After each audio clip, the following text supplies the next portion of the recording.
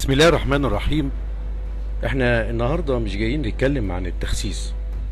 التخسيس يعني رجيم، ورجيم يعني حرمان، وحرمان يعني عذاب. اذا يسقط العذاب ويسقط الرجيم ويسقط التخسيس. انا مش عايز اخس، وانا معاكي ومعاك.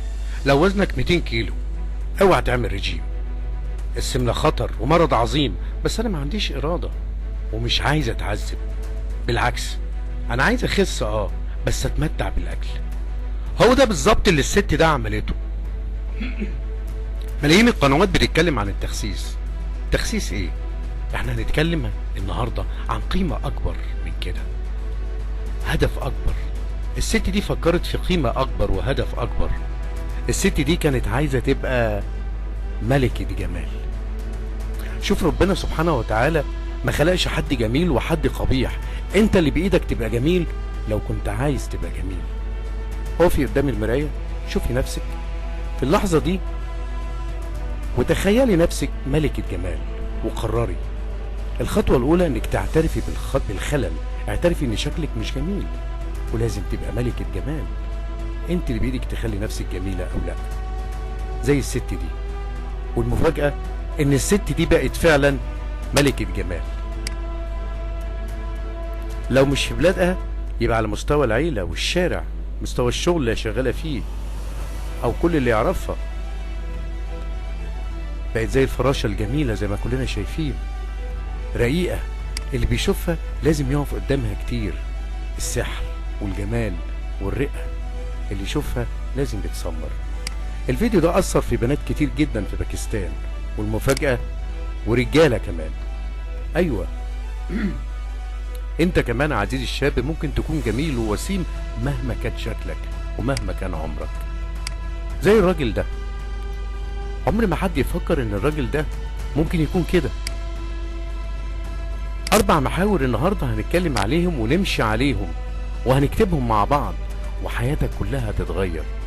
كل اللي عايزه منك اسمع كويس ونفذ كل كلمة في الحلقة دي، وهنتحول كلنا زي ما دول اتحولوا وبقوا كده. احنا كمان هنتحول وهنبقوا شباب جميل وبنات امراض.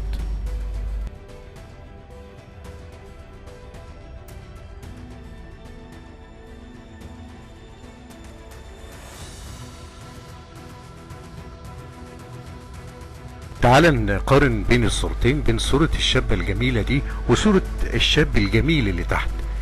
ايه القاسم المشترك ما بينهم هما الاتنين؟ هنلاقي 4 حاجات، 4 محاور مهمة جدا جدا تمثل قيمة الجمال. نركز كده، نبص كويس ونحاول نطلع ال4 محاور دول. هتقولي التخسيس، هتقولي الاتنين خاسين، ادي محور مفيش مشاكل. في محاور تانية، تعالى مع بعض نشوف المحاور ال4. والرابع محور مفاجأة. المحور الاولاني وهو الشعر، شعر صحي، شعر جميل زي ما احنا شايفين. المحور الثاني نضارة البشرة، صح، يبقى محورين. المحور الثالث الجسم المثالي، مش هنقوله تخسيس، مثالي رياضي زي ما احنا شايفين. نقارن ما بين الصورة اللي فوق والصورة اللي تحت، شتان. جسم مثالي فعلا، في تخسيس حصل كويس قوي. الحاجة الرابعة اتحداك تعرف. بص كويس، طلع المحور الرابع. قيمة جمالية، قيمة جمالية رقم 4. الشعر رقم 1، قيمة جمالية. البشرة النضرة رقم 2، قيمة جمالية. تناسق الجسم ووقوف الجسم بهذا الشكل، قيمة جمالية جميلة. الرابع ايه؟ فكرت فيه؟ مفاجأة. الرابع مفاجأة، تعال اقول لكم عليه. رابع محور، ايوه زي ما قرينا كده، الرقبة. الرقبة طويلة. ايه ده؟ وانا ممكن اطور رقبتي؟ ايوه طبعا ممكن تطور رقبتك، لان طول الرقبة معناه من دليل من القيمة الجمالية الجميلة. طب لما نيجي نتكلم على المحور ده في وقته هنعرف ازاي رقبتنا تبقى طويلة بهذا الشكل. تخيلوا رقبتهم قصيرة، تخيل الراس نازلة شوية عن الجسم، مش هتدي قيمة جمالية. لكن الطول ده مناسب جدا. هل اتحكم في طول رقبتي؟ ايوه هتقدر تتحكم. تعال نتكلم على الاربع محاور بسرعة وفي عجالة. الجسم المثالي، خد بالك حضرت ورقة وقلم، هتكتب حوالي معايا 3-4 قوانين. القانون الاول عشان يبقى جسمك مثالي، المفاجأة، كل جميع ما خلقه الله من طعام. انت بتقول لك خس، تقوم تقول لي اكل؟ ايوه، كل حاجة ربنا خلقها، ما تسيبش حاجة. روح كده عند الراجل بتاع الخضار، هتلاقي نفسك بتاكل 30% من اللي عنده، معتاد تاكله على طول، وال70% ما بتاكلوش او بتاكله كل سنة او في عمرك مرة واحدة اكلته، وفي حاجات ما اكلتهاش خالص. ده غلط. كل اللي خلقه ربنا من طعام صحي. قلل قوي الرز والمكرونة والعيش والسكر، ال4 ال5 دول قللهم جدا، والبطاطس طبعا والدقيق. قلل ده على الاقل في ال10 ايام الاولانيين، لان في اول 10 ايام هتلاقي نتيجة، وبعدين خليك معتدل بقى في استخدامهم، وانت اصلا مش هتلجأ لهم خالص. والافضل انك انت تستمر وتمتنع عنهم جميعا. هو ده القانون الاولاني. اكتبه كويس قوي، اعمل بوز للفيديو، وقف الفيديو واكتب القانون ده، لان القانون ده هيطلع منه قانونين تانيين هنكتبهم برضو. القانون التاني ده قانون يعني لازم تنفذه. رقم 2، اياك من المية الغازية، الكوكولا والبيبسي ومش عارف ايه وايه وايه وايه. ممنوع. بتعمل جسم برميلي، بتعمل كارثة في الجسم، بتعمل كارثة. المياه الغازية كارثة للبشرية. الاطعمة المحفوظة، اي حاجة فيها مواد حافظة، الصدق والحاجات الدهنية والملزقات والحاجات والوجبات الجاهزة وكل ده وقفه تماما. والاندومي طبعا والكلام الخايب ده، حلويات والنشويات ده توقفها، او يعني حاجة خفيفة قوي على قد نفسك. ده القانون التاني. القانون التاني اياك من المياه الغازية. القانون التالت وهو الرياضة. مش بقول لك روح اعمل بقى ماراثون ولا ادخل في مسابقة دولية ولا اجري 3-4 ساعات في اليوم ولا اركب عجل مش عارف، ابدا. 20 دقيقة كل يوم، تمرين بسيطة جدا، نص ساعة كل يوم ابدأ بيها يومك. شوية التمارين، اكتب عندك، ما انت جبت ورقة وقلم، اكتب ابحث عن الرياضة في المنزل، عن تمارين الرياضة في المنزل. انزل برنامج اندرويد، برنامج من جوجل بلاي عن الرياضة وامشي معاه. خلاص ادي ال3 قوانين. لكن القانون التاني مهم جدا، اللي باللون الاحمر ده، المياه الغازية. بتعمل ايه المياه الغازية؟ بتعمل كل المصايب اللي حضرتك شايفها دي. انا اللي يهمني من كل ده البدانة. بتعمل جسم برميلي غصب عنك، بتبص من كل ناحية، بتعمل مصيبة سودة. خطر الاصابة بالبول السكري، مشاكل في الكليتين، تآكل مينا، امراض القلب، هشاشة العظام، السكر الموجود فيها مصيبة. المياه الغازية مصيبة. تعالى الكلام ده بقى يتكتب كويس قوي. برنامج اليومي اللي حضرتك هتمشي عليه، خد بالك ان انت قبل الاكل لازم تاخد كوباية مية بساعة، قبل الاكل بساعة، فيها بذور بذر الخطونة، اسمه كده. روح عند الراجل قول له هات ب10 جنيه بذر خطونة، اي عطار، وخد نص معلقة او معلقة شاي يعني صغيرة، وحطها في شوية مية، دوبها وسيبها شوية صغيرين يعني 3-4 دقايق كده، واشربها قبل الاكل بساعة. طب بذر الخطونة ده بيعمل ايه؟ عارف انت عملية تكميم المعدة، الجراحة، الفلوس الكتير، الالافات اللي هتدفعها، ده غير صحتك، ده غير الاثار الجانبية للتكميم، اثارها مصيبة. ابحث، اكتب عندك في الورقة البحث عن اثار تكميم المعدة، وشوف اثارها عاملة ازاي. بذور الخطونة بتقوم بنفس التأثير، بتعمل تكميم للمعدة. قبل الاكل ب10 دقايق او بربع ساعة بالظبط، هتجيب كوباية مية دافية، تحط عليها شوية كمون، مية مغلية بكمون، وتسيبها لما تبرد خالص، تعصر عليها ليمون وتشربها قبل الاكل بربع ساعة. الليمون يتعصر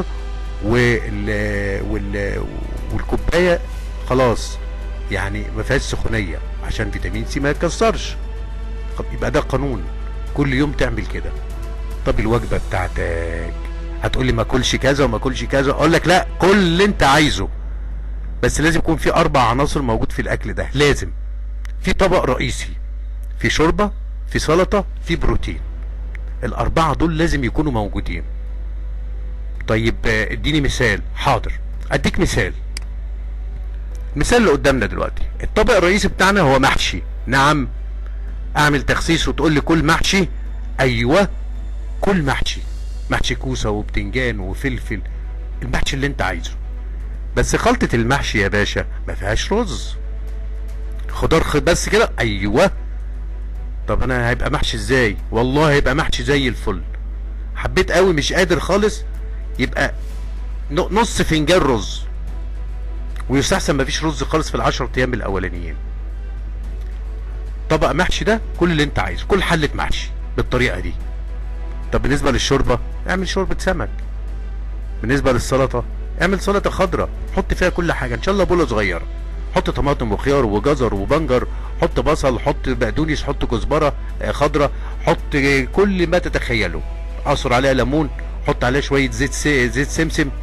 وانا معايا فلوس بقى اجيب سمسم وزيتون والجو ده مع حضرتك، بدل ما تعمل تكميم بالافات وتروح لدكتور ريجيم اقول لك بياخد ايه، وهجيب ادويه وهجيب برشام بمكملات غذائيه، هتدخل في 1000 ونص.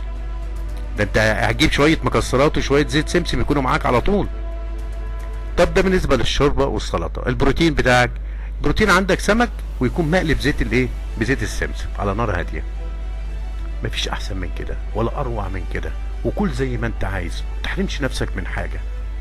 وخد بقى الحته اللي تحت ديت، التوابل الحارقه زي الجنزبيل وزي الكمون وزي القرفه وزي الكلام ده، واعمل عنها بحث في النت. والمشروبات الحارقه اعمل عنها بحث في النت وهاتها. اهمهم واقواهم مفيش بعد كده شاي اخضر. بعد الاكله الحلوه دي اشرب لك كوبايه شاي اخضر، الله الله، من غير سكر طبعا. المكسرات لازم تكون معاك على طول، عين جمل ولوز وبندق وسوداني، عيش يا باشا. وطبعا الزيوت بتاعتك هتكون زيت زيتون وزيت سمسم، وابعد عن الزيوت المهدرجه نهائيا. والله في اول 10 ايام هتفاجأ، هتشوفي نفسك وروقان البشره وجمال البشره وجمال الجسم والنشاط اللي هيبقى عندك والالتهابات اللي هتتمنع والنوم وجوده النوم، ومفيش ارق ومفيش اكتئاب. ايه الجمال ده؟ ايه الحلاوه دي؟ وزنك هيقل ووشك هيبقى جميل، وزنك هيقل ووجهك هيبقى هايل وشعرك هيبقى هايل، هتبقى فيك صحه. طب ده اول وجبه وانا فكرت فيها. ممكن حضراتكم تفكروا وجبه بنفس الخط اللي احنا ماشيين فيه واكتبوها في التعليقات. والحلقه دي يا ريت نشيرها لكل حبايبنا عشان كله يستفيد منها. طيب في فكره تانية، في طبق تاني. ايه هو؟ الفاصوليا. الطبق الرئيسي بتاعك هيكون فاصوليا، بس الصلصه هتبقى قليله شويه، ده كانه بديل الرز والمكرونه والعيش. الشوربه هتبقى شوربه فراخ، والسلطه سلطه الخضراء معاك. طب انا عايز سلطات تانية زهقت من السلطه الخضراء، ابحث ودور على السلطات المفيده صحيا. ابحث ودور عن الشوربه المفيده صحيا. انت بتكتب ورايا طبعا. ابحث عن الشوربه المفيده، شوربه التخسيس. ابحث عن السلطات، سلطه المفيده صحيا، سلطه التخسيس. البروتين بتاعي هيكون صدور، مش وراك الفراخ، وراك لا، صدور، وبيشيل الجلد كده وكل الصدر، يا اما مشوي جميل يا اما مسلوق، وده الافضل. طبعا ما تنساش تحت التوابل الحارقه، المشروبات الحارقه اللي هتبحث عنها وتجيبها وهتبقى عاده يوميه عندك، المكسرات اللي هتبقى معاك دايما، وزيت الزيتون وزيت السمسم اللي هتحطهم على الحاجات ديت طول ما انت بتاكل. يبقى انا دلوقتي جبت وجبتين. حد ممكن في التعليق يكتب لي وجبه ويالف لي وجبه مكونه من طبق رئيسي، شوربه وسلطه وبروتين، وانا هنشرها وكلنا هنقرا وكلنا هنستفيد. تعال نشوف الطبق الثالث. الطبق الرئيسي زي ما احنا شايفين بدنجان مشوي، كل زي ما انت عايز. ده بدنجانه كبيره بس مقسومه 2، كل بدنجانتين 3 ست حاجات من دي يعني، دول 2 بس، كل براحتك. عليها بقى زيت الزيتون وعليها زيت السمسم، عليها بقى شويه البهارات الجميله. ايه الجمال ده؟ ايه الحلاوه دي؟ والله هتنسى الرز وتنسى المكرونه وتنسى العيش وتنسى كل القرف ده، وهتحب الاكلات دي. ويوم ما تاكل الرز مش والله هتبقى حاجه ايه ده، وانا كنت باكل الحاجات دي. الشوربه بتاعتي هتكون شوربه خضار عادي جدا، بوله صغيره. والسلطه بتاعتي سلطه خضراء زي ما احنا شايفين، وطبعا هتدور على النت وتجيب السلطات. البروتين بتاعي سمك مشوي زي ما حضرتك شايف، كل زي ما انت عايز. وبعد الاكله الجميله دي الشاي الاخضر الجميل اللذيذ هيساعد على الهضم، هينظف القولون، هينظم المعده، هو اسمه شاي الصحه والجمال. هل في اطباق تانية؟ في طبق رئيسي كمان اهو، في وجبه حلوه قوي. الطبق الرئيسي بتاعي هيكون كوسه موجوده في الفرن، الله الله، وعليها التوابل بتاعتي، وعليها زيت الزيتون، وعليها زيت السمسم، وعليها الحاجات اللي تفرح دي. السلطه بتاعتي في نوعين سلطه قدامي دلوقتي، الحمص والسلطه الخضراء، وبراحتك. وطبعا السلطات اللي حضرتك هتجيبها من النت وتحطها لي في التعليق برضو كلنا هنستفيد منها. الشوربه بتاعتي هتكون شوربه لحم، وقطعه من اللحمه دي بشويه ليمون. وبعد الاكله الجميله دي هتاخد الشاي الاخضر الجميل. نتكلم عن المحور الثاني، التخسيس. خلاص، تطويل الرقبه. ايه تطويل الرقبه ده؟ انت ضحكتني لما قلت لي تطويل رقبه. لا فعلا في تطويل رقبه، ودينا شايفين البروفايل اللي احنا شايفينه، رقبه تخينه زي ما انت شايف، ورقبه انسيابيه جميله طويله زي ما انت شايف. رقبه تخينه ومليانه شحم ومدكوكه جوه الجسم، والرقبه الثانيه فوق وجميله مانيكان روعه. ابحث عن النت عن ناحيه الرقبه، ابحث عن تمارين الرقبه، تمارين بسيطه جدا هتعملها زي ما احنا شايفين على الشمال. هتنزل وشك لتحت خالص لمده 30 ثانيه، نص دقيقه. هترفع وشك خالص لمده 30 ثانيه، مره شمال ومره يمين على قد ما تقدر، 30 ثانيه 30 ثانيه. في بنت روسيه اسمها ناتالي، دور عليها وابحث فيها على النت، ومنزله تمارين روعه على الحاجات دي.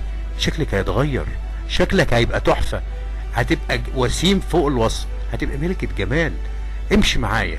يبقى احنا خدنا محورين دلوقتي، محور التخسيس والاكل، ومفيش رجيم، احنا ناكل الاكل اللي احنا قلنا عليه بالطريقه اللي قلنا عليها، وهنطول الرقبه بهذا الشكل.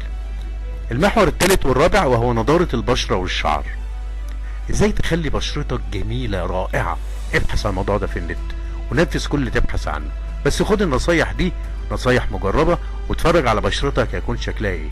مفاجاه، مش هتتخيل ان الحاجات دي بتخلي البشره جميله ورايقه. ايه هي؟ ذكر الله الدائم والمستمر. سبحان الله والحمد لله ولا اله الا الله والله اكبر، رب اغفر لي رب اغفر لي. الذكر ده بيهدي الجسم، بيخلي البشره فعلا عليها نور فوق ما تتخيل. ايه تاني؟ الكلام الطيب. ايه؟ يعني ما تقولش كلام وحش، ما تقولش انا تعبان، ايه البتاع الوحشه دي، ايه اللي مش عارف الكلام ده، لان العقل الباطن بتاعنا بياخد الكلمه وبيترجمها جوه منه وبيتاثر على خلايا الجسم، وانت لا تشعر. لكن الكلام الطيب بيعمل العكس. الكلام ده مثبت مساكي اوماي. دور على مساكي اوماي واعرف ذا سيكريت اوف ذا ووتر، سر الميه، واعرف ان في تجربه اسمها تجربه الرز. اسال عنها في النت وشوف ان الرز بيتاثر بالكلام الطيب، وما بالك جسم الانسان. قول كلام حلو، قول كلام طيب. الروح الطيبه، اتمنى الخير لكل الناس، ربنا هيجيب لك انت الخير اولهم. بعد كده صلاه الفجر في ميعادها، نور على البشره فوق ما تتخيل. الغذاء بقى، زيت السمسم من الزيوت الجميله قوي، شاي المورينجا شجره الحياه، فيها فيتامين سي وفيها فيتامين اي للبشره، كولاجين. نتفرج على الدكتوره منى اتكلمت على شاي المورينجا، وشوف المعجزات والسحر اللي بيعمله شاي المورينجا في البشره والشعر. الممارسات بقى، هنبعد نهائي عن الشمس، انام نوم كافي بالليل، اصحى الصبح الفجر زي ما اتفقنا. بالطريقه دي احنا هنمشي في اتجاه ان بشره ناضره والشعر نادر. الماسكات، وابحث عن الماسكات وجربها، وزي ما احنا شايفين حضراتكم هنتحول من المجموعه اللي فوق في خلال 10 ايام هيبان الاثار، في خلال شهر واحد هنبقوا زي الناس دي ان شاء الله. لو التزمنا هنصرف كتير مش مشكله، كاننا رحنا لدكتور. اوكي؟ يبقى الاربع محاور قبل ما امشي عشان ما ننساش: شعر صحي، بشره نضره، رقبه طويله بعد التمارين، جسم مثالي. ومبروك عليكي يا ملكه جمال، مبروك عليك ايها الشاب الوسيم. وشير الحلقه واكتب لي في التعليقات وجبات الفتها حسب القانون بتاعنا: طبق رئيسي، شوربه، سلطه، وبروتين. في انتظار تعليقاتكم، وشير الحلقه دي لكل حبايبنا، واسمع الحلقه دي مره واثنين وثلاثه، واكتب ونفذ وخلي عندك اراده. ومبروك عليك، والسلام عليكم ورحمه الله وبركاته.